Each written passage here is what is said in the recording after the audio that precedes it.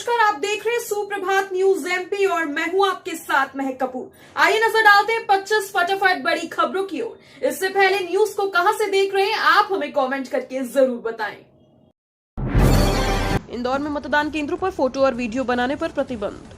मध्य प्रदेश में लोकसभा चुनाव के चौथे चरण में इंदौर लोकसभा सीट पर 13 मई को मतदान होना है। मतदान के दौरान मतदान केंद्रों और इसकी 100 परिधि में फोटो एवं वीडियोग्राफी प्रतिबंधित रहेगी। वहीं mobile, cardless phone, wireless set का उपयोग भी नहीं कर सकते। मतदान केंद्र के 100 के दायरे में बाहर की प्रत्याशी अपनी टेबल बना सकते हैं।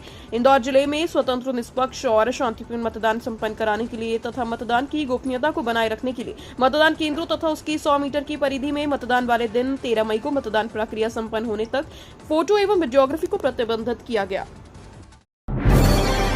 देवदेव एक्सप्रेस 30 मई से 9 जून तक अब हैदराबाद के लिए उड़ान रद्द।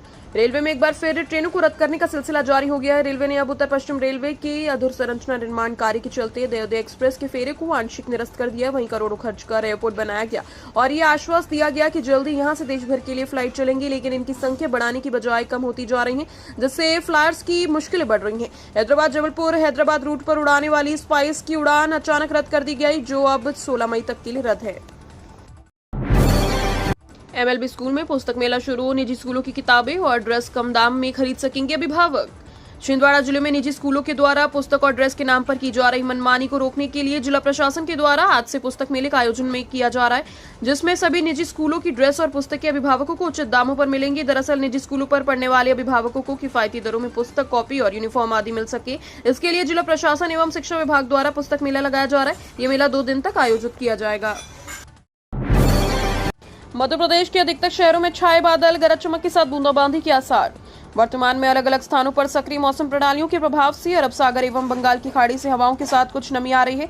इस वजह से मध्य प्रदेश के अधिकतर शहरों में मौसम का मिजाज बदला हुआ है। बादल बने रहने के बावजूद तपिश भी बरकरार है। साथ ही दोपहर के बाद बादल घने होने के साथ ही काफी तेज रफ्तार से हवाएं चलने लगती हैं। इस दौरान गरज चमक के साथ बूंदाबांदी भी होने लगती है। मौसम विज्ञानियों के मुताबिक वातावरण में नमी की मात्रा कम होने पर तापमान बढ़ रहने के कारण गरज चमक के साथ स्थिति बनी हुई है। मालवा निमाड़ अंचल की 8 सीटों पर थम गया प्रचार। इन 3 सीटों पर कांटे की टक्कर। मध्य प्रदेश में लोकसभा चुनाव का मतदान अंतिम चरण में पहुंच गया है। चौथे चरण में मालवा निमाड़ अंचल की देवास, इंदौर, उज्जैन, धार, रतलाम, मंदसौर, खंडवा और खरगोन सीट पर सोमवार को मतदान होगा। इसके लिए शनिवार शाम 6 बजे प्रचार थम गया। इस चरण में 1.63 करोड़ मतदाता 74 उम्मीदवारों से अपना प्रतिनिधि चुनने के लिए मतदान करेंगे। 8 में से 3 सीटों पर धार, खरगोन और रतलाम आदिवासी वर्ग के लिए सुरक्षित है। यहाँ भाजपा और कांग्रेस के बीच कांटे की संघर्ष की स्थिति है। जबलपुर में साइंस स्ट्रीम की 200 सीटों में जाफा यूजी के छात्रों को मिलेगा लाभ। मध्य प्रदेश में मैट्रिक पास करने वाले साइंस स्ट्रीम के स्टूडेंट्स के लिए अच्छी खबर है। अब उन्हें हायर स्टडीज के लिए बाहर नहीं जाना पड़ेगा। जबलपुर जिले के पीएमसी एक्सीलेंस महाकॉलेज में यूजी के आर्ट्स और कॉमर्स के साथ अब साइंस के विषय भी पढ़ाई जाने वाली है। शैक्षणिक सत्र 2024-25 के लिए इस कॉलेज में साइंस प्रवेश प्रक्रिया प्रारंभ की जाएगी। जबलपुर के पीएमसी एक्सीलेंस महाकौशल कॉलेज में साइंस फैकल्टी को शुरू करने के लिए शासन ने मंजूरी दे दी है। मुख्यमंत्री अरविंद केजरीवाल की जमानत पर सीएम मोहन यादव की पहली प्रतिक्रिया। दिल्ली के मुख्यमंत्री अरविंद केजरीवाल कथित शराब घोटाला नीति मामले में शुक्रवार को 39 दिन बाद तिहाड़ जेल से जमानत पर बाहर आ गए हैं। ऐसे में अब सीएम केजरीवाल की जमानत पर राजनीतिक दलों के नेताओं की प्रतिक्रिया सामने आ रही है। इस बीच मध्य प्रदेश के मुख्यमंत्री डॉक्टर मोहन यादव ने मुख्यमंत्री अरविंद केजरीवाल की जमानत पर बड़ा बयान दिया। दरअसल सीएम अरविंद केजरीवाल को जमानत मिलने पर सियासी हलचल तेज हो गई। इस बीच मध्य प्रदेश के मुख्यमंत्री डॉक्टर मोहन यादव ने एबीपी न्यूज के साथ एक्सक्लूसिव बातचीत में कहा, अरविंद केजरीवाल पर गंभीर आरोप लगे हैं। एनआई वर्क के चलते 5 जोड़ी ट्रेनें 10 दिन के लिए रद्द। बीना कटनी रेल मार्ग पर एनआई वर्क के चलते 5 जोड़ी ट्रेनें 10 दिन के लिए रद्द कर दी गई, जिससे यात्रियों की परेशानी फिर बढ़ गई है। सबसे ज्यादा परेशानी भोपाल जाने वाली राज्य रानी एक्सप्रेस के बंद होने से बढ़ी है। जो ट्रेन रद्द हुई है इसमें Damoh Bhopal Rajya Rani, Bina Damoh passenger, Bina Katni MEMU, Bhopal Itarsi express, Bhopal Bilaspur passenger train 10 मई शुक्रवार से 20 मई तक के लिए बंद रहेगी। ऐसे में यात्रियों को दमोह से भोपाल जाने के लिए बस और टैक्सी में 5 गुना अधिक किराया देना पड़ेगा। किताब के नाम पर बवाल, करीना कपूर को मध्य प्रदेश हाईकोर्ट का नोटिस। बॉलीवुड अदाकारा करीना कपूर खान की मुश्किलें बढ़ती नजर आ रही है। मध्य प्रदेश हाईकोर्ट की जबलपुर बेंच ने करीना कपूर को एक नोटिस जारी कर दिया।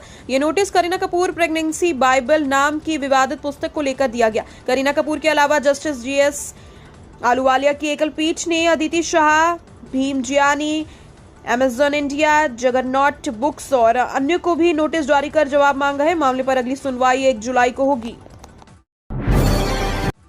शत-प्रतिशत मतदान को लेकर निकाली गई मशाल रैली। खरगोन नगर में देर शाम मशाल जुलूस निकाला गया। जिला निर्वाचन अधिकारी ने मशाल प्रज्वलित कर रैली का शुभारंभ किया। उन्होंने बताया कि इस अभियान के जरिए मतदाताओं को यह संदेश दिया गया है कि मतदान सबका अधिकार है। जहां जहां मशाल रैली पहुंची वहां मतदान के लिए लोगों को जागरूक किया गया। कलेक्टर ने कहा 13 मई को सभी मतदाता घरों से निकलें और 100% मतदान करें। इस दौरान मतदान करने और उसकी गोपनीयता बनाए रखने की शपथ भी दिलाई गई।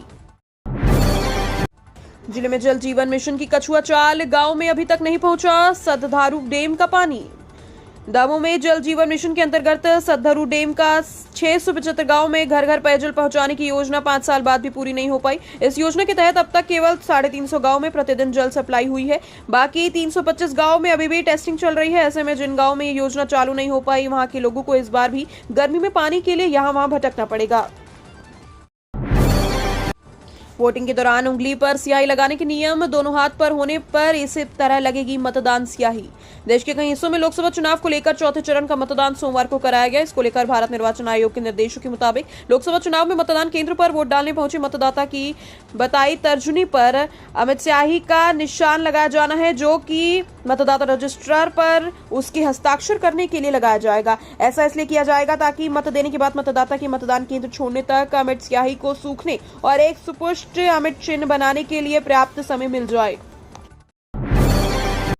ज्योतिरादित्य सिंधिया के प्रयासों से सरयू का जल पहुंचा श्रीलंका।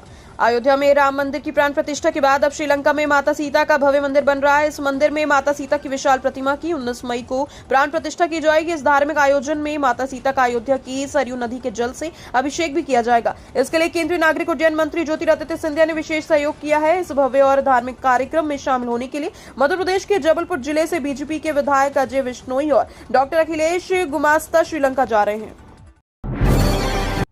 रेलवे के 4 जोनों को जोड़ने वाले खंडवा स्टेशन पर लगा तिरंगा हुआ क्षतिग्रस्त। देश के इकलौते रेलवे के 4 जोनों को जोड़ने वाले मध्य प्रदेश के खंडवा जंक्शन पर लगाया गया भारत की एकता, अखंडता और शान का प्रतीक तिरंगा झंडा फिलहाल बदहाल है। दरअसल देश की शान माने जाने वाले तिरंगे को रेलवे ने देश भर में फैले अपने 100 रेलवे स्टेशनों पर बड़ी शान के साथ लगवाया था, लेकिन खंडवा जंक्शन पर 100 फीट की ऊंचाई पर लगे इस झंडे का मेंटेनेंस नहीं होने से यह फट गया। वहीं इस पर अब तक किसी भी अधिकारी का ध्यान नहीं होने के चलते ये इसकी हालत और भी ज्यादा खराब है। पीएम मोदी के खिलाफ चुनाव लड़ेंगे दतिया के रामकुमार वैद्य। 25,000 के सिक्के से खरीदा नामांकन फॉर्म। दतिया जिले के इंदरगढ़ निवासी समाजसेवी रामकुमार वैद्य ने शुक्रवार को वाराणसी पहुंचकर 1 एवं 2 रुपए की सिक्कों से नामांकन पत्र खरीदा। उन्होंने प्रधानमंत्री नरेंद्र मोदी के खिलाफ निर्दलीय चुनाव लड़ने का ऐलान किया। इस संबंध में उनका कहना है कि वह अपने क्षेत्र और देश की एकता का विकास के लिए पीएम मोदी के खिलाफ चुनाव लड़ रहे हैं। उन्होंने बताया कि इंदरगढ़ में एक छोटी सी किराने की दुकान चलाते हैं जिसमें 1 और 2 रुपए के सिक्के बहुत आते हैं, इसलिए उन्होंने जमा हुए 25,000 के सिक्के की राशि से वाराणसी पहुंचकर नामांकन पत्र खरीदा। सीएम मोहन यादव का बेरोजगारी पर बड़ा बयान।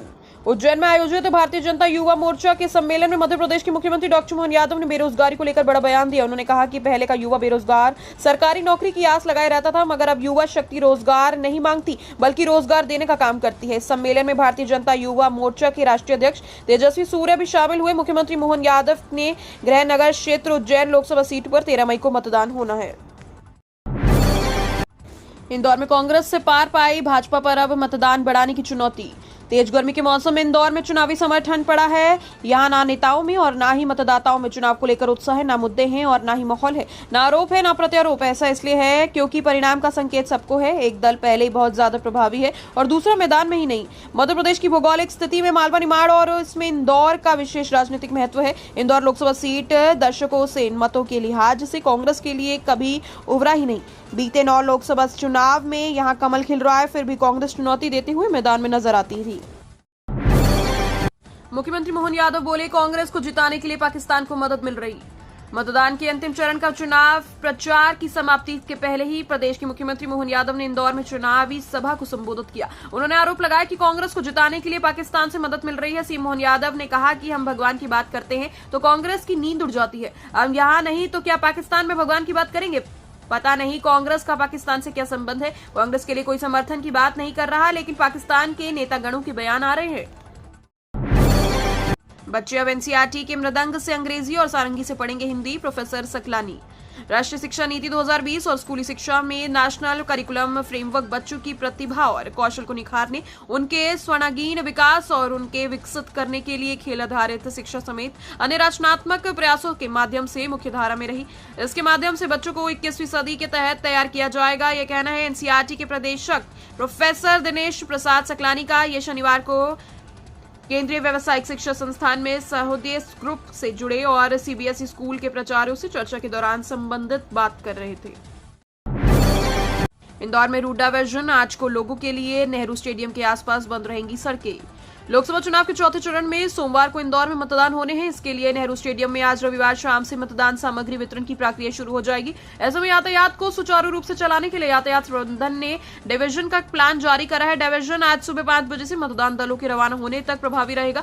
डायवर्जन में होमगार्ड टी से मेडिकल हॉस्टल चौराहा, जिमखाने से रेजिडेंसी तिराहा, लोक सेवा आयोग चौराहे के पानी की टंकी, रेडियो कॉलोनी से मुश्ताक अली चौराहे के जीपीओ चौराहे, जिला जेल तिराहे से डेली कॉलेज तिराहा और पानी की टंकी तक, शिवाजी वाटिका, पिपलेश्वर महादेव मंदिर के पास स्थित चौराहे से होमगार्ड टी तक प्रवेश प्रतिबंधित रहेगा।